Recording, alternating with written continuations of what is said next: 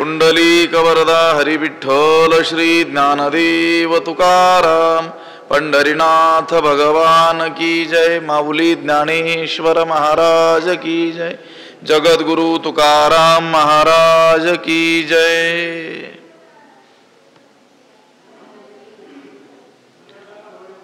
नहि कश्चित् क्षणमपि जातु तिष्ठत्य कर्मकृत् कार्यते ह्यवशः कर्म सर्व प्रकृतिजैर्गुणैः। नमामि सद्गुरुं शान्तं सच्चिदानंद विग्रहं पूर्ण ब्रह्म परानन्दमीशमालन्दी वल्लभम्। नमो सद्गुरु तुकया ज्ञान दीपा नमो सद्गुरु सच्चिदानंद रूपा नमो सद्गुरु भक्त कल्याण मूर्ति नमो सद्गुरु भास्करा पूर्ण कीर्ति। अखंड मंडलाकारं व्याप्तं येन चराचरं तत्पदं दर्शितं येन तस्मै श्री गुरवे नमः। जयांची किलिया स्मरण होय सकळ विद्यांचे अधिकरण तेची वंदू श्री चरण श्री गुरूंचे ते नमस्कारोनी आता।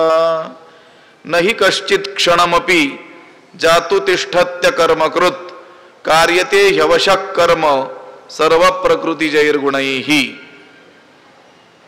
ग्रंथराज ज्ञानेश्वरीच्या 3ऱ्या अध्यायाचं चिंतन आपण करतो आहोत आणि या 3ऱ्या अध्यायातील 5व्या क्रमांकाचा हा श्लोक आहे। या श्लोकाचा अन्वय आणि अर्थ एकदा आपण पाहूयात। ही कश्चित् क्षणम अपि अकर्मकृत जातु न तिष्ठति ही अवशः सर्वः प्रकृतिजैः गुणैः कर्म कार्यते। त्याचा अर्थ असा होतो, ही म्हणजे कारण, कश्चित म्हणजे कोणीही, कोणताही पुरुष, क्षणम अपि एक क्षण देखील, एक क्षण सुद्धा, अकर्मकृत म्हणजे कर्म न करणारा, जातु न तिष्ठती केव्हाही राहू शकत नाही। कोणताही पुरुष एक क्षण देखील कर्म न करणारा केव्हाही राहू शकत नाही, म्हणजे कर्म केल्या वाचून राहू शकत नाही। ही अवशः, कारण तो कसा आहे, प्रकृती परतंत्र आहे। सर्व हा प्रकृतिजैः गुणैः कर्म कार्यते। सर्वजण, प्रत्येक जण, सर्व जीव हे प्रकृतिजैः गुणैः कर्म कार्यते। प्रकृतिजन्य म्हणजे प्रकृतीपासून उत्पन्न झालेल्या, गुणैः गुणांकडून कर्म कार्यते, कर्म करविले जातात। म्हणजे प्रकृतीपासून झालेले जे गुण आहेत त्या गुणांकडून, या सगळ्यांकडून कार्य करून घेतलं जातं। कार्य कोण करतात? जीवांकडून कर्म कोण करवितात? हे सत्वादी गुण, प्रकृती कार्य असलेले हे जे गुण आहेत, सत्व रजतम, हे गुण या जीवांकडून, कोणत्या जीवांकडून? अवशः प्रकृती पराधीन असलेल्या, प्रकृती परतंत्र असलेल्या प्राण्यांकडून काय करतात? कर्म करवितात।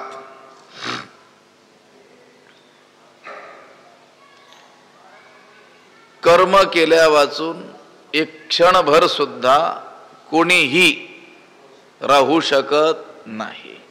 कर्म न करणारा असा तो असूच शकत नाही, क्षणभर सुद्धा। कोणताही पुरुष एक क्षण देखील कर्म न करणारा असा केव्हाही राहू शकत नाही। त्याचं कारण असं आहे की आपण सर्वजण म्हणजे आज्ञेजीव, प्रकृती परतंत्र आहेत आणि या प्रकृतीपासून झालेले म्हणजे प्रकृतीचे असलेले हे जे गुण, त्या गुणांकडून या प्रकृती परतंत्र जीवांकडून काय केलं जातं? कर्म करविलं जात असत. म्हणजे कर्म करणं न करणं हे आपल्या हातामध्ये नाही आहे. आपण केलं तर कर्म होईल आणि आपण कर्म न करायचं ठरवलं तर कर्म होणार नाही असं नाही. आपण कसे आहोत? प्रकृती परतंत्र आहोत. प्रकृती ही तिच्या गुणांद्वारे आपल्याकडून कर्म करून घेणारच, घेतेच. जव प्रकृतीचे अधिष्ठान तव सांडी मांडी हे अज्ञान, जे चेष्टा ते गुणाधीन आपैसी असे. तसाच अन्वय आहे. जव प्रकृतीचे अधिष्ठान, जोपर्यंत या जीवाला देह इंद्रिय आदी प्रकृतीचा काय आहे? आश्रय आहे. म्हणजे जोपर्यंत शरीराचा आश्रय आहे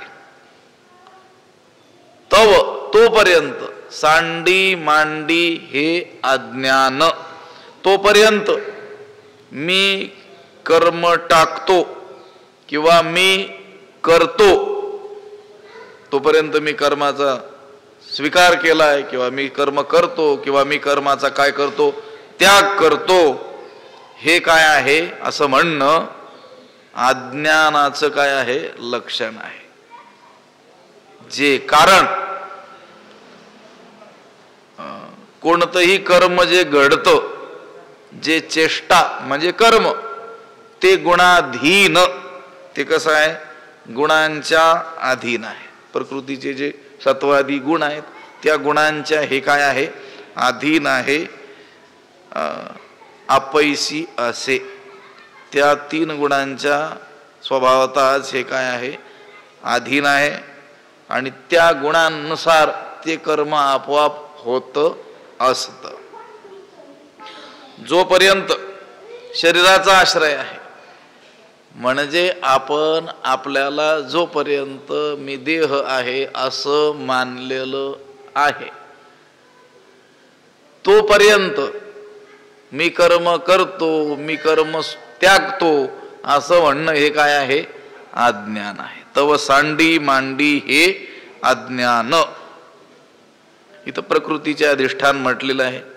देह इंद्रिय इत्यादी ही काय आहे? प्रकृतीच आहे. त्या सांख्यशास्त्रामध्ये, कपिलांच्या सांख्यशास्त्रामध्ये सर्व म्हणजे जगातील सर्व पदार्थांचं जे मूळ द्रव्य किंवा उपादान कारण त्याला काय म्हटलेलं आहे? प्रकृती म्हटलेलं आहे किंवा प्रधान म्हटलेलं आहे. आणि या प्रकृतीमध्ये काय असतात? सत्व रज तम हे तीन गुण समान असतात. त्या तीन गुणांची साम्य अवस्था तिलाच काय म्हटलेलं आहे? प्रकृती असं म्हटलेलं आहे. या प्रकृतीलाच माया अविद्या इत्यादी नावं शास्त्रकारांनी दिलेली आपल्याला आढळतात. आणि या प्रकृतीपासूनच काय होत असतं? सर्व जग उत्पन्न होत असतं. भगवान भाष्यकारांनी विवेक चूडामणीमध्ये अशी बरीच नावं एकत्र करून त्या मायेला असं म्हटलेलं आहे. अव्यक्त नामनी परमेश शक्ती रणाद्य विद्या त्रिगुणात्मिका परा कार्यानुमेया सुधियैव माया यया जगत सर्वमिदम प्रसूयते. तिला प्रकृती हे काय आहे? नाव आहे. आणि ही प्रकृती तीन गुणांची असल्यामुळं हिच्यापासून उत्पन्न होणारं जगत हेही कसं आहे? तीन गुणांचंच आहे. प्रकृती त्रिगुणात्मिका आहे आणि तिच्यापासून निर्माण होणारं हे जगत हेही कसं आहे? त्रिगुणात्मकच आहे. प्रत्येक पदार्थ हाही कसा आहे? त्रिगुणात्मकच आहे. आणि जेवढ्या काही क्रिया होत असतात या त्या प्रकृतीमध्ये होत असतात. या गुणांमध्ये त्या काय होत असतात? क्रिया होत असतात. गुणानुसार या सर्व क्रिया होत असतात. आता गुण हे अमूर्त आहेत, ते काही दिसत नाहीत, पण त्या गुणांचं त्या प्रकृतीचं मूर्तिमंत कार्य म्हणजे हे शरीर आहे. म्हणून हे शरीर सुद्धा काय आहे? प्रकृतीच आहे. जव प्रकृतीचे अधिष्ठान म्हणजे जोपर्यंत देहादी इंद्रियांचं काय आहे आश्रय आहे, या देहादी इंद्रिय देह इंद्रिय इत्यादी ही जी प्रकृती आहे हिचा जोपर्यंत आपण काय केलेला आहे आश्रय केलेला आहे तोपर्यंत कर्माचा स्वीकार किंवा कर्माचा त्याग करतो असं म्हणणं हे काय आहे अज्ञान आहे. जे चेष्टा कारण चेष्टा म्हणजे कर्म व्यापार हालचाल इष्टप्राप्तीकरिता केलेली किंवा अनिष्ट निवृत्ती करता केलेली जी विशिष्ट क्रिया तिला काय म्हणतात चेष्टा म्हणतात. काही चांगली गोष्ट प्राप्त करायची असेल इष्ट मानलेली तिच्याकरिता केलेली जी हालचाल आहे किंवा काही अनिष्ट असेल अनिष्ट मानलेलं त्याच्या निवृत्तीकरता केलेला प्रयत्न त्याला काय म्हणतात चेष्टा असं म्हणतात.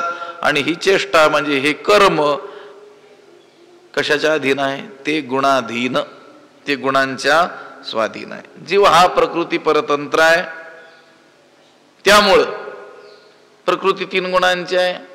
त्या प्रकृतीचं कार्य असलेले हे शरीरादी हे सर्व पदार्थ देखील त्रिगुणात्मक आहेत.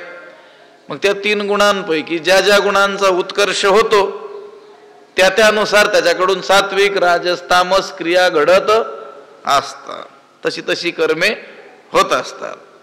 तै प्राणी तव स्वभावे अनादि माया प्रभावे त्रिगुणाचेची आघवे वळिले आहाती. गुणांच्या उत्कर्षानुसार तशा क्रिया तसं कर्म जीवांकडून घडतं. म्हणजे जीव हा प्रकृती परतंत्र आहे. प्रकृतीचे हे गुण त्याच्याकडून काय करतात कर्म करून घेत असतात. मग जोपर्यंत आपण हे प्रकृतीचं अधिष्ठान मानलेलं आहे आश्रय मानलेला आहे आपली अजून देहात्मबुद्धी नष्ट झालेली नाही स्वस्वरूपाची ओळख झालेली नाही तोपर्यंत मी कर्म त्यागतो किंवा मी केल्यानं ते होतं असं म्हणणं काय आहे हे अज्ञान आहे. ज्ञानवराय म्हणतात पहा ठीक आहे तुम्ही म्हणाल हे मला माझ्या वाट्याला आलेलं हे जे विहित कर्म आहे याचा काय करील मी त्याग करील. ठीक आहे करशील त्याग पण तुझ्या इंद्रियांचे जे स्वभाव आहेत ते काय नष्ट होतील काय. विहित कर्माचा त्याग करशील पण निषिद्ध तरी करशीलच ना. मग ते विहितच केलेलं चांगलं की नाही. कर्माचा त्याग घडूच शकत नाही जोपर्यंत प्रकृतीचा अधिष्ठान मानलेला आहे तोपर्यंत. मग जे विहित म्हणून सांगितलेलं आहे उचित कल्याणकारक म्हणून जे सांगितलेलं आहे स्ववर्णाश्रम धर्मानुसार ते कर्म तेच करणं योग्य. एखादा दुराग्रहानं काय करील ते विहित कर्म त्यागील.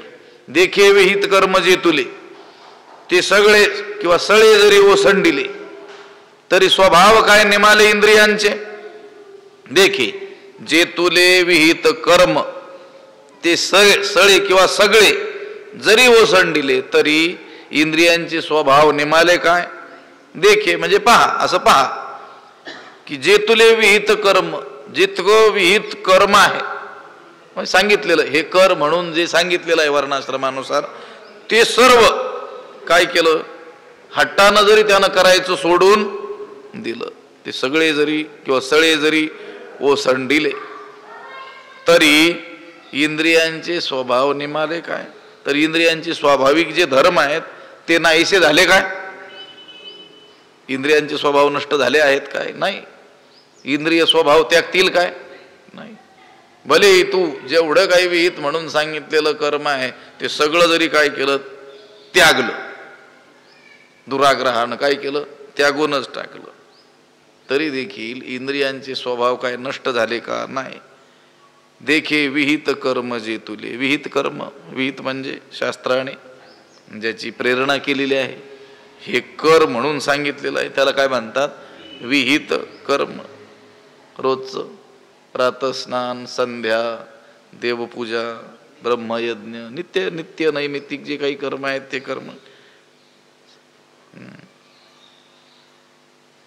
हे विहित म्हणून सांगितलेलं जे कर्म आहे, आणि ते कर्म करण्याबद्दल शास्त्राने काय केलेलं आहे, आग्रह धरलेला आहे, ती केलंच पाहिजे असं सांगितलेलं आहे. अहो आता असं आहे, हे शरीरच काय आहे, कर्म आहे. शरीराचं उपादान कारण कोण आहे, कर्म आहे. शेष पूर्वजन्मातील शेष कर्म, अभुक्त कर्म. मग कोणतंही कर्म जर होणारच आहे त्याच्याकडून, तर मग विहितच का करू नये. कोणतंही कर्म करण्यात काय करावे लागतात, कष्ट पडतातच ना. मग स्ववर्ण आश्रम धर्मानुसार कर्म करण्यात काय प्रत्यवाय आहे, निदान ते करण्यात काय फायदा तरी आहे. ज्ञानोबा म्हणतात की नाही, पैशिळा का सिदोरिया, दाटणे एक धनंजय, परिजे वाहता विसावया, मिळी जे ते घेपे. शिळा का सिदोरिया, डोक्यावर मोठा दगड, त्याचं ओझं वाहिलंय काय, किंवा मग सिदोरी भाकरीचं गाठोडं ते वाहिलंय काय वाटचाल करत असताना. ओझं तर सारखंच होणार आहे. 10 किलो दगड असेल तर ते 10 किलोचं ओझं होईलच. 10 किलो खाण्याचे पदार्थ असतील तर तेही ओझं होणारच आहे. परिजे वाहता विसावया, मिळी जे ते घेपे. पण मध्ये विसावा आल्यानंतर जे आपल्याला उपयोगी पडेल तेच ओझं वागावं ना. ओझं तर दोघांचंही होणार आहे. हे कशासाठी सांगितलं, विहित कर्म केलं तरी ते कर्म करण्यात कष्टच आहेत, आणि विहिताचा त्याग केला तरी कर्म घडणार नाही असं नाही. कोणतं तरी निषिद्ध कर्म घडणारच आहे, ते करण्यातही काय आहेत, कष्टच आहेत. पण जे लाभदायक आहे ते का करू नये मग. म्हणून भलतीये कर्मी आयासू जरी उपक्रमी, तरी काय स्वधर्मी दोषू सांगे. हे बा, एकादशीला जागरण करायचं सांगितलेलं आहे.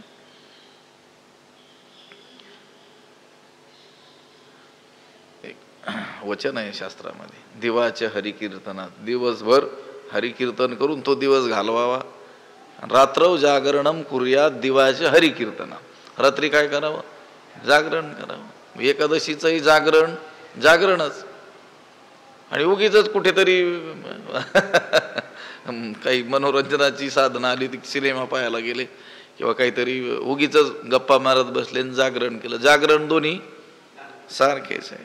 मग ज्यात काही चांगलं फळ आहे ते एकादशीचं जागरण का करू नये. कर्म हे घडतच राहणार आहे असं आहे. जे विहित म्हणून सांगितलं संध्यावंदन आधी, त्याचा केला आपण त्याग, तरी आपला श्वासोच्छ्वास थांबणार आहे का, हृदयाचं धडधडणं थांबणार आहे का. ही सगळी कर्मे इंद्रियांकडून, शरीराकडून स्वभावतः होणारच आहेत. इंद्रियांचे व्यापार होणारच आहेत. मग जर कर्म पूर्णपणे त्यागणं अशक्यच असेल तर मग विहितच का करू नये. देखे विहित कर्म जे तुले, ते सगळे जरी ओसंडिले. असं पहा की जेवढं विहित म्हणून कर्म सांगितलेलं आहे तेवढं जरी काय केलं, टाकून दिलं, तरी स्वभाव काय निमाले इंद्रियांचे. इंद्रिय एकाचं सांगतात ज्ञानोबा आहे, सांग बरं, तू विहित कर्म टाकलं, पण सांगे श्रवणी ऐकावे ठेले, की नेत्रीचे तेज गेले, हे नासारंध्र बुझाले, परिमळने घे. असाच आहे अन्वय, जसा तसा. सांग बरे, श्रवणी ऐकावे ठेले, प्रश्नचिन्ह धरायचं तिथं. कानानं ऐकण्याचं बंद झालं काय, कानाचं काम काय, ऐकणं. तू विहित कर्म त्यागलं, शास्त्राने जे सांगितलं होतं केलंच पाहिजे, तू शास्त्राज्ञेचं उल्लंघन केलं, नाही करणार म्हटलं. पण तुझ्या कानानं ऐकण्याचं बंद केलं का, की नेत्रीचे तेज गेले. डोळ्यात जे तेज आहे म्हणजे पाहण्याचं सामर्थ्य आहे, रूप ग्रहण जे सामर्थ्य आहे नेत्रेंद्रियामध्ये, ती दृष्टी नष्ट झाली काय, जरी तो विहित कर्म थांबवलं. म्हणून काय डोळ्यांनी पाहणं बंद केलं का, नाही. हे नासारंध्र बुझाले, परिमळने घे. किंवा हे नाकाची जी भोके आहेत ही बुजली आणि आता मी सुगंध घेऊ शकत नाही असं झालं आहे का? नाकांनी गंध ग्रहण करणं हे थांबवलं आहे का? नाही. कोणत्याच इंद्रियांनी त्यांची व्यापार थांबवलेली नाही. हे बा प्रत्येक इंद्रियाचं वेगवेगळं काय असतं, सामर्थ्य असतं. त्या इंद्रियांनी तो विषय जाणता येतो, त्या विषयाचं काय केलं जातं, ग्रहण केल्या जात. हा त्यात स्पृशनचे ग्रहण नश्नन गच्छन स्वपई श्वसन प्रलपन विसृजन गृह्णन नुन्मिशन निमिषन्नपी. त्या इंद्रियांनी त्याच्या विषयाचं काय केलं जातं, ग्रहण केलं जातं. नासिका इंद्रिय आहे, घ्राणेंद्रिय, त्याने कोणत्या विषयाचं ग्रहण केलं जाईल, गंध, सुगंध किंवा दुर्गंध. त्वगेंद्रिय आहे, त्याने स्पर्श विषयाचं काय होईल, ग्रहण केलं जाईल. नेत्रेंद्रियाने काय होईल, रूप विषयाचं काय होईल, ग्रहण होईल. रसनेंद्रियाने रस विषयाचं ग्रहण होईल आणि कर्णेंद्रियाने श्रोत्रेंद्रियाने शब्द विषयाचं काय होईल, ज्ञान होईल. त्या विषयाला ते इंद्रिय काय करतील, ग्रहण करतील. त्या इंद्रियांनी आपले व्यापार थांबवलेत का? कानानं ऐकण्याचं बंद केलंय का? नाही.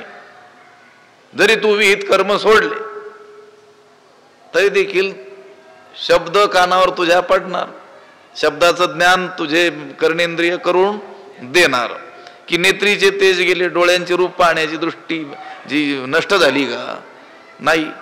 हे नासारंध्र बुझाले परिमळने घे, की नाकाची जी छिद्रे आहेत ती काय झाली,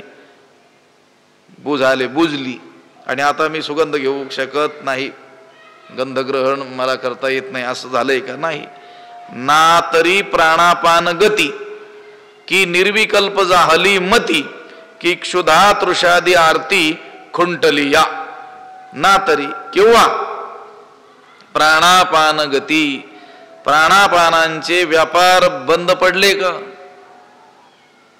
नाही बंद पडले. की निर्विकल्प जाहली मती, की म्हणजे अथवा मती निर्विकल्प जाहली, बुद्धी विचारहीन झाली का? बुद्धीनं विचार करायचं सोडलंय का? नाही. की क्षुधा तृषादी आरती खुंटली या. अथवा क्षुधा म्हणजे भूक, तृषा तहान इत्यादी, भूक तहान लागणं इत्यादी पीडा थांबल्या आहेत काय? नाही.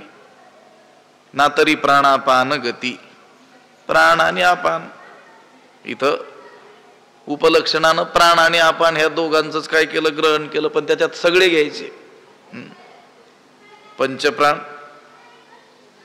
प्राणापानांची हालचाल, हृदयाच्या ठिकाणी राहणाऱ्या वायूला काय म्हणतात, प्राण. गुदस्थानी राहणाऱ्या वायूला काय म्हणतात, अपान. येथे प्राणापान हा जो शब्द आहे हा उपलक्षण घ्यायचा, सर्व प्राणांचं उपलक्षण आहे.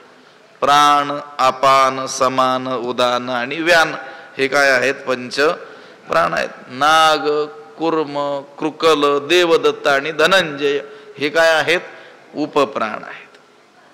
या प्राण अपानादी वायूंचे व्यापार बंद पडले का? नाही. त्यांचं कार्य, जरी तू विहित कर्म त्यागलं तरी त्यांचे व्यापार काय बंद पडले का? नाही बंद पडले. बरं, मती म्हणजे बुद्धी, विचार करणं हे तिचं काय आहे, काम आहे. विवेचन शक्ती, ग्रहण शक्ती ही काय आहे, बुद्धीची शक्ती आहे. हे सुख, हे दुःख, हे पुण्य, हे दोष का, हे मैळ, हे चोख, ऐसे जे निवडी. हे सुख आहे, हे दुःख रूप आहे, हे पुण्य आहे, हे पापरूप आहे, दोष रूप आहे, हे मैळ, हे मलिन आहे, हे चोख म्हणजे शुद्ध आहे. ही याची जाणीव जी करून देते तिला काय म्हणतात, बुद्धी. त्या बुद्धीनं हे थांबवलंय का? तू विहित कर्म सोडले म्हणजे मग यांनी आपले व्यापार थांबवलेत का? नाही. ना तरी प्राणापान गती की निर्विकल्प झाली मती. निर्विकल्प म्हणजे कल्पना रहित. बुद्धीनं कल्पना करणं काही सोडलंय का? नाही. तिचे संकल्प विकल्प काय आहेत, मनाचं जसं संकल्प विकल्पात्मकम मनः, निश्चयात्मिका बुद्धी, तिनं निश्चय करणं, निर्णय करणं, विवेचन विविच्यते ती विवेचन करणं सोडलंय का? नाही. की क्षुधा तृषादी आरती खुंटलिया, किंवा भूक लागणं, तहान लागणं इत्यादी ज्या पीडा आहेत त्या थांबल्या का? मग तर खूप चांगलं होईल ना. विहित कर्माचा त्याग केल्यानं हे जर कोणतं एवढं बरं का, कोणतं क्षुधा तृषादी आरती, प्राणापान गती नाही, मग दुसरी तयारी होईल. एवढं थांबायला पाहिजे होतं. कोणतं क्षुधा तृषादी आरती खुंटली, कोणीच काही कोणतीच कामं केली नसती. हे स्वप्नावबोध ठेले की चरण चालो विसरले, हे असो काय निमाले जन्म मृत्यू. हे स्वप्नावबोध ठेले की चरण चालो विसरले, हे असो जन्म मृत्यू निमाले काय. ह्या स्वप्न आणि जागृती या अवस्था थांबल्या का, बंद पडल्या का?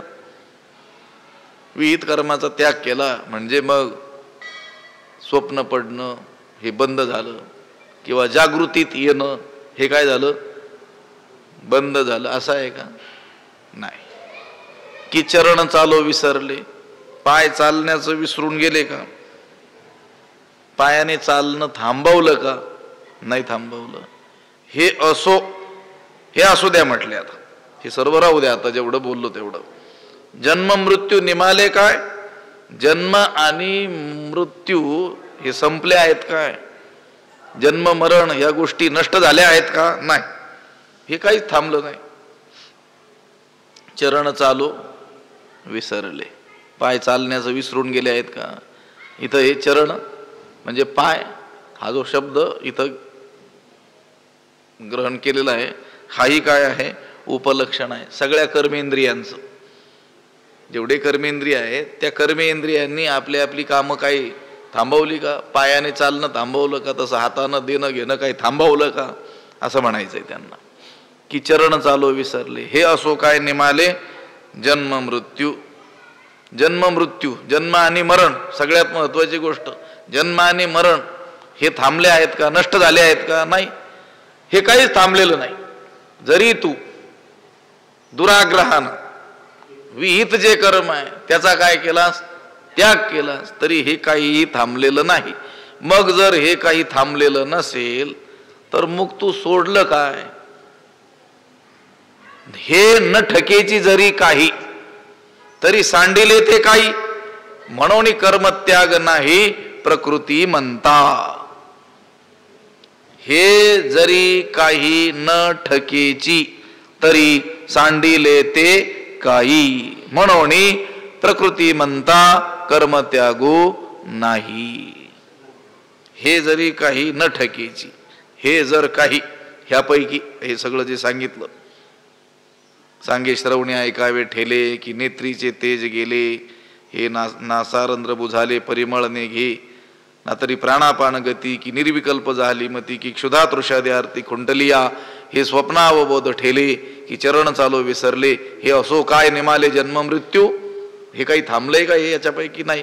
हे न ठकेची जरी काय, हे जरी काही न ठकेची, हे जर काही बंद पडत नाही यापैकी, तर मग तरी सांडिले ते काय, मग सोडलं ते काय, मग टाकलं काय, त्याग कशाचा केला, तर काय आहे निष्कर्ष काय, तर म्हणून प्रकृती म्हणता कर्मत्यागू नाही. म्हणून शरीराच्या आश्रयाने असणाऱ्यांना कर्माचा त्याग केव्हाही घडत नाही. प्रकृतीचा संबंध असलेल्या पुरुषाला कर्मत्याग करता येणं शक्य नाही.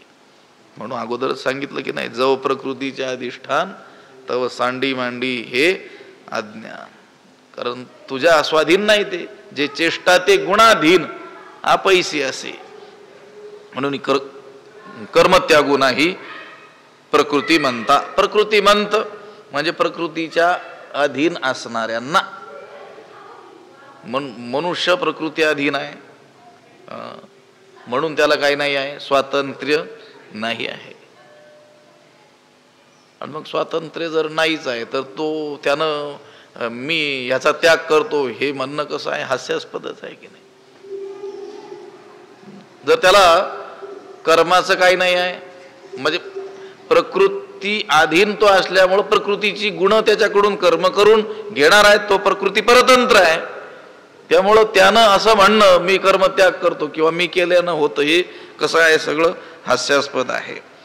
प्रकृतीशी ज्याचं तादात्म्य आहे, म्हणजे शरीराशी ज्याचं तादात्म्य आहे, ज्यानं आपल्याला देह मानलेला आहे, त्याच्याकडून कर्मत्याग होणं केव्हाही शक्य नाही. काय गावंढे आणि काय सुरुवात काय त्याची, आणि हागा सव्यसाची, मूर्तीला होणी देहाची, खंती करीती कर्माची, ते गावंढे गावंढळ आहेत, ते अडाणी आहेत, अज्ञानी आहेत. काय प्राप्त झालं? मूर्तीला होणी देहाची, देह प्राप्त आहे ना त्यांना, म्हणजे अजून देहाशी काय आहे? तादात्म्य आहे. आणि तरी देखील कर्माची खंती करीती, म्हणजे कर्म करू इच्छित नाहीत, ते कसे आहेत? गावंढळ आहेत म्हटले. शरीराकडून स्वभावतःच कर्म घडत असतं. असे नियम काय बरं? साधारणतः नियम असा दिसून येतो की कोणतंही कार्य आपल्या आपल्या उपादान कारणाचा कधी त्याग करू शकत नाही. सरळ नियम आहे की नाही? जे कार्य ज्या उपादानापासून उत्पन्न झालं ते कार्य आपल्या उपादान कारणाचा त्याग कसा करू शकेल? घट मृत्युकेचा त्याग करू शकेल का? पटतंतूंचा त्याग करू शकेल का? नाही करणार. मृत्युकेचा विटू घेऊन काय करील घटू, केवता ताथू पंटू सांडील तो, त्याला टाकता येईल का? टाकता येणार नाही. घटाचं कारण उपादान कारण काय? मृत्यू काय?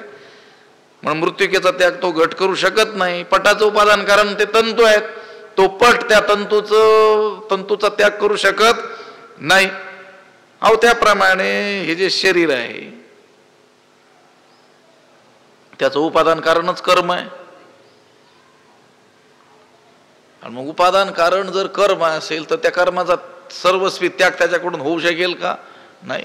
जोपर्यंत देहबुद्धी आहे तोपर्यंत कर्माचा त्याग होऊ शकत नाही. म्हणून कर्मत्याग नाही प्रकृती म्हणता. प्रकृतिमंत, प्रकृतिवान, प्रकृती परतंत्र जे लोक आहेत त्यांच्याकडून कर्माचा त्याग होऊ शकत नाही.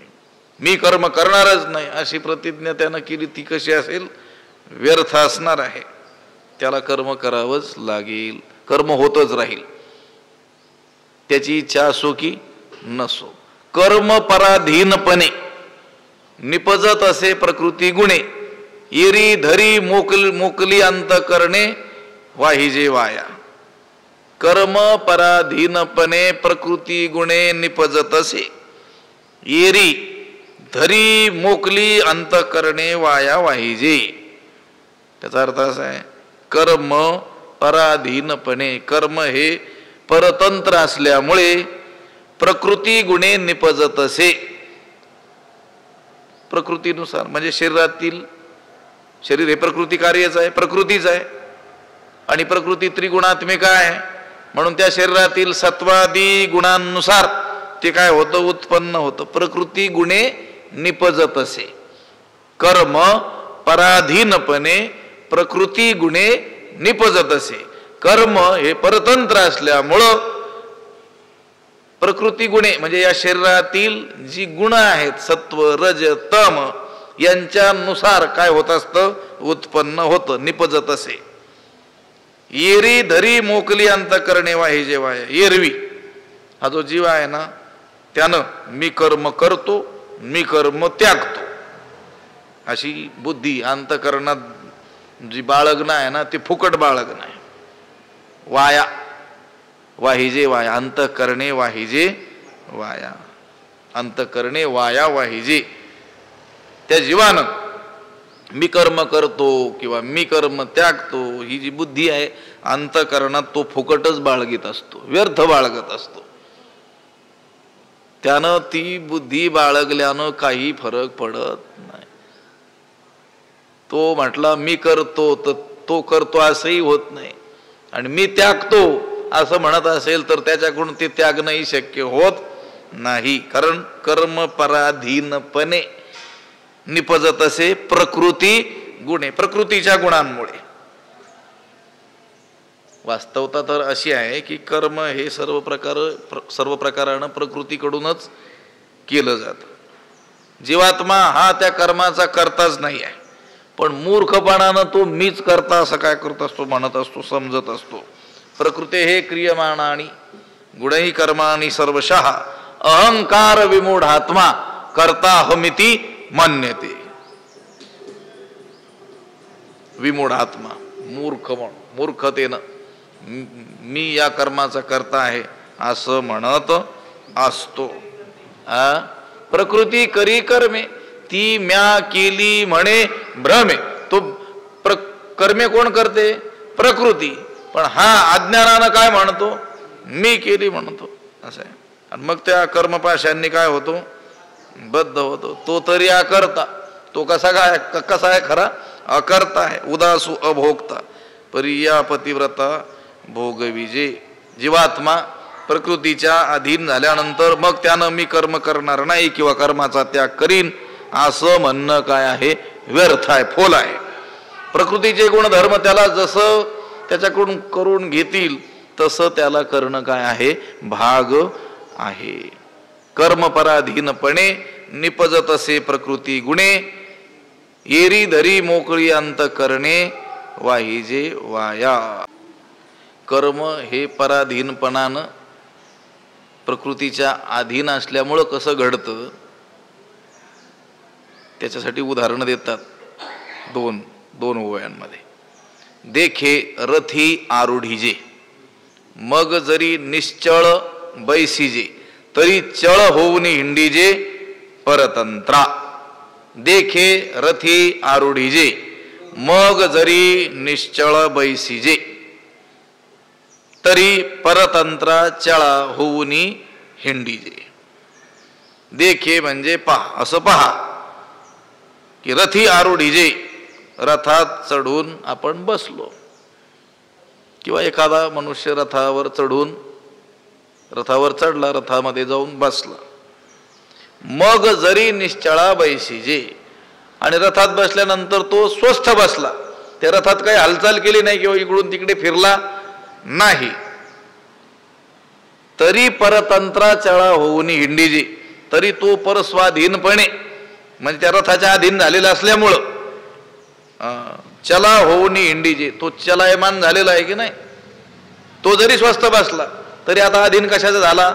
त्या चलायमान असलेल्या रथाच्या. त्यामुळं तो चला होऊन हिंडीजे परतंत्रा तरी परतंत्रा चला होऊन हिंडीजे. तो परतंत्र त्या रथाच्या अधीन झालेला असल्यामुळं हलणारा होतो. म्हणजे आपणास त्याला गती प्राप्त होऊन तो काय करतो? हिंडतो. तो म्हटला नाही मी कुठे फिरतोय. आता आपण गाडीत बसलो, रथाचं उदाहरण दिलं त्यावेळेस रथ होते, आता आपण गाडीचं लक्षात घेऊ.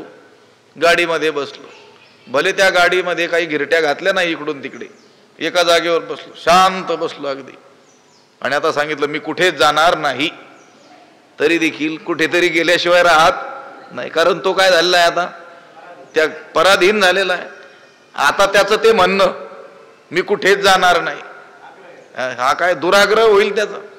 तो आता त्या गाडीच्या काय झालेला आहे? अधीन झालेला आहे. अगोदर गाडीत बसायचंच नव्हतं. मग लक्षात आलं का? प्रकृतीचा स्वीकार केलाय की नाही देहादिकांचा. मग आता मी कर्म करणारच नाही असं म्हणणं हा देखील काय आहे? दुराग्रहच आहे. देखे रथी आरूढीजे मग जरी निश्चळ बैसीजे तरी चळ होऊन हिंडीजे परतंत्रा. अजून एक उदाहरण दिलेलं आहे की ते ज्ञानोबराईने एक ओवी सांगितलेली आहे पहा. तरी बांधोनी हातपाय जो रथी घातला होय तो न चले तरी जाय दिगंत जेवे. याच्या पुढचं आणखी एक उदाहरण. हा मनुष्य रथात बसला आणि स्वस्थ बसला. आणखी उदाहरण दिलं की तो स्वस्थ नाही बसला, त्याचे हातपाय बांधून त्याला रथात ठेवलेला आहे. म्हणजे अजिबात हालचाल जिथं करणं शक्य नाही, तरी देखील तो चालला नाही, त्याने हालचाल नाही केली तरी दिगंता दूरपर्यंत तो जावं लागतं. कारण तो आता त्या रथाच्या अधीन झालेला आहे. देखील रथी आरूढीजे मग जरी निश्चळ बैसीजे तरी चळ होऊन हिंडीजे परतंत्रा. अजून एक उदाहरण देतात असंच. का उचलिले वायुवशे चळे शुष्क पत्र जैसे निचेष्ट आकाशे परिभ्रमे. का म्हणजे किंवा जैसे शुष्क पत्र वायू वशे उचलिले चळे निचेष्ट आकाशे परिभ्रमे. का म्हणजे किंवा जैसे म्हणजे ज्याप्रमाणे शुष्क पत्र एखादं वाळलेलं पान, झाडाचं वाळलेलं पान वायू वशे उचलिले, वाऱ्याच्या अधीन झाल्यामुळं वर उचलले गेलं. चळे वर उचलले गेलं वायूच्या वेगानं आणि ते चळे म्हणजे काय होतंय, हलतंय. निचेष्ट आकाशे परिभ्रमे, वर जाऊन हलतं आणि चलनरहितपणानं स्वतः चलनवलन न करता, स्वतः कोणत्याही प्रकारची हालचाल करतंय का ते, त्या वायूच्या योगानं ते वर उचलल्या गेलेलं आहे. आणि ते जरी आता चलनवलन रहित असलं, निचेष्ट असलं, चेष्टारहित असलं, तरी देखील आकाशे परिभ्रमे, आकाशात इतस्ततः काय करतं, ते भ्रमण करत राहतं. म्हणून ज्ञानोबाने पहा ना, शुष्क पत्र म्हटलंय. एखादा म्हणेल नाही झाडात सुद्धा जीव असतो म्हटले, की नाही, एखादा सांगेल की नाही. कोणासारखा, जगदीशचंद्र बोस यांच्यासारखा म्हणेल की नाही, त्याच्यात सुद्धा काय आहे, चेतना आहे. त्यांचा एक ग्रंथ आहे, भौतिकशास्त्र शिकलेले लोक असतील तर लक्षात येईल, response in living and non living, जड चेतन संवाद. त्यांनी सांगितलं नाही का, या जगात जड नावाची वस्तूच नाही आहे, सगळंच काय आहे, चेतन आहे. त्या झाडामध्ये सुद्धा काय आहे, जीव आहे.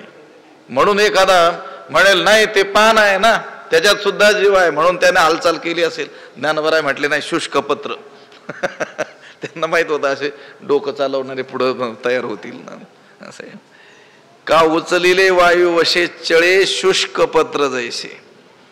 एखादं वाळलेलं पान स्वतः ते क्रियाशून्य असतं, पण वाऱ्याच्या त्या सोसाट्याच्या वाऱ्याच्या झपाट्यात सापडलं, त्यामुळे उचललं जातं आणि आकाशात इकडे तिकडे ते फिरतं. ही उदाहरणं दिली की नाही. त्या रथामध्ये आरूढ झालेला मनुष्य, तो जरी एका जागी निश्चळ बसला, त्या खुर्ची त्याने सोडलीच नाही, तरी देखील त्या रथाच्या अधीन तो झालेला असल्यामुळं चळ होऊन हिंडीचे परतंत्रा.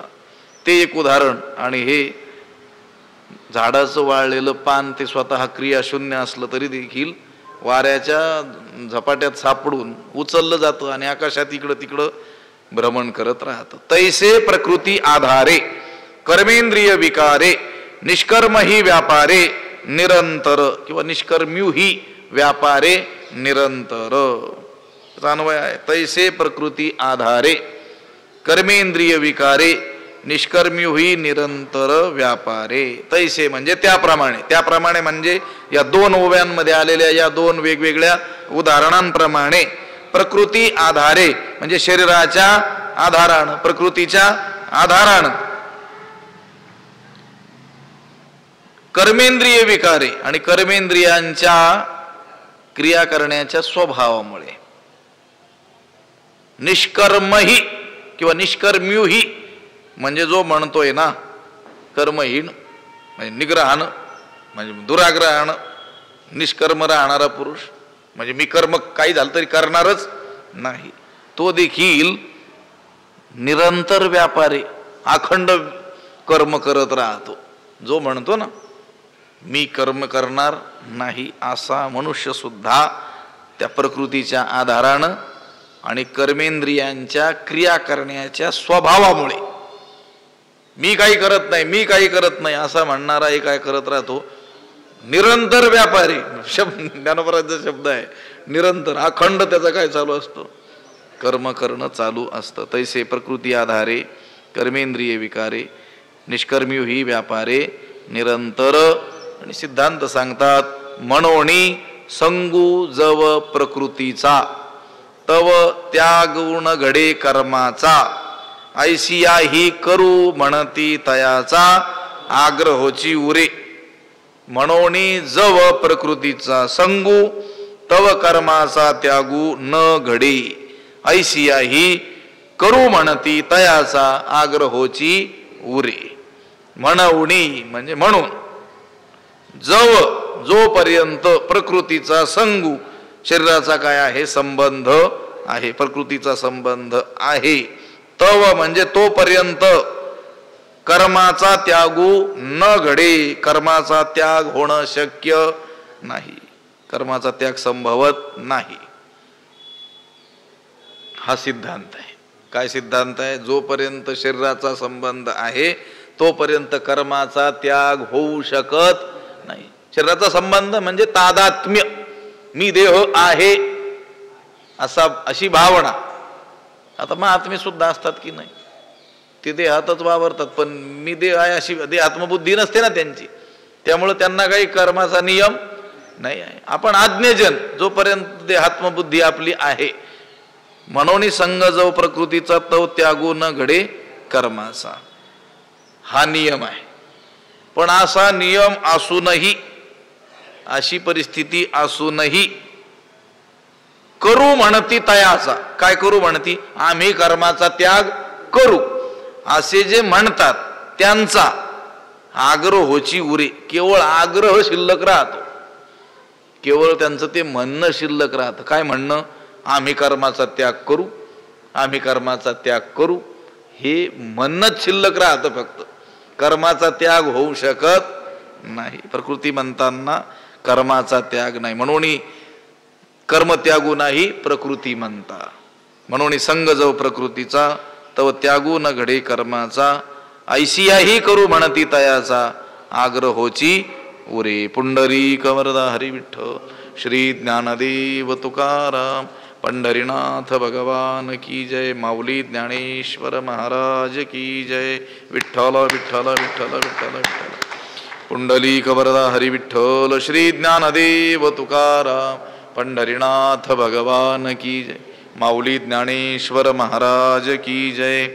आता विश्वात्मके देवी, येणे वाग्यज्ञे तोषावे, तोषोणी मज द्यावे पसायदान हे. जे कळांची व्यंकटी सांडो, तया सत्कर्मी रती वाढो, भूता परस्परे पडो मैत्र जीवांची.